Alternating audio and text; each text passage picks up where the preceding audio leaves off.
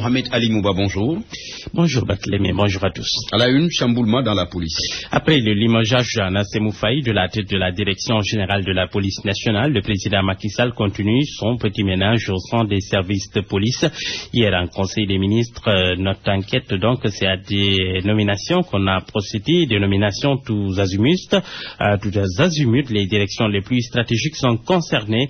L'observateur liste ces directions sans attendre. Il s'agit entre autres de la direction de l'École nationale de police, du groupement mobile d'intervention, le GMI, de la direction de l'occultisme, l'Office central de répression du trafic illicite de stupéfiants, du service régional de sécurité ou encore du commissariat de Dakar. Retour en grâce des bannis d'Anna Semoufaï. Macky fait le ménage derrière Anna Semou, titre Le Populaire. L'AS précise que tous les postes stratégiques ont changé de chef à l'exception de la direction de la police judiciaire et 3 commissaires sont renvoyés à la retraite.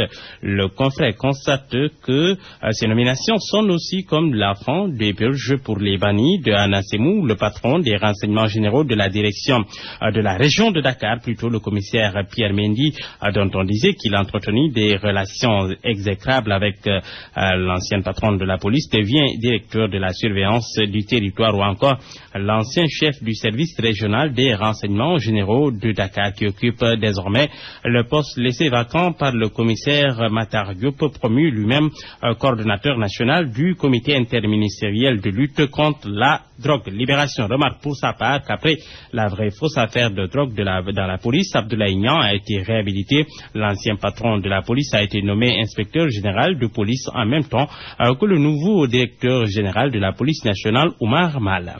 Et que dire de Oumar Mal, justement, le nouveau directeur général de la police? Pour l'observateur, c'est un mal pour le bien de la police, et le moins qu'on puisse dire est qu'il est attendu sur le renforcement de la formation des hommes, de l'instauration d'un programme de spécialisation dans les carrières du policier, un meilleur traitement salarial pour motiver davantage la troupe, le renforcement des effectifs de la police et l'équipement donc des hommes, ou encore la gestion transparente et démocratique des carrières. Tout cela fait beaucoup, mais selon le confrère, l'homme a le profil de l'emploi.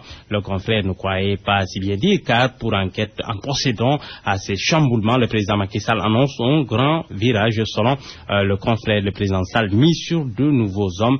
Mais en lisant la une du quotidien, on est tenté de repasser. Oumar Mal, avant même de prendre fonction, a fait opérer une grosse redistribution des cartes affectant quasiment tout le commandement de la police. Presque qu'un des proches collaborateurs d'Anna Semoufaï n'aura échappé à la glaive du nouveau patron de la police. C'est la trappe aux femmes. Aucune femme a un poste de direction. Procès Hissène-Habré, témoignage de Khadija Assad Zida.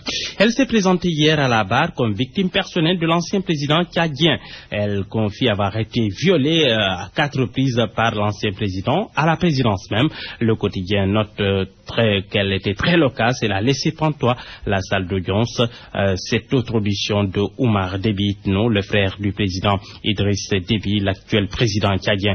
Il raconte que presque tous ses frères ont été exécutés par le régime de Hissène-Habré. Dans le même sillage, il y a eu une conférence de presse du juge espagnol Baltasar Garzón sur le silence de Hissène-Habré. Pour lui, c'est un manque de respect envers les victimes. Le procès de Hissène-Habré qui justement se poursuit ce matin au palais de justice de Dakar. Mohamed Ali Mouba, merci. C'est la principale information à retenir ce matin. Police nationale, le directeur général Oumar Mal prend fonction ce mardi.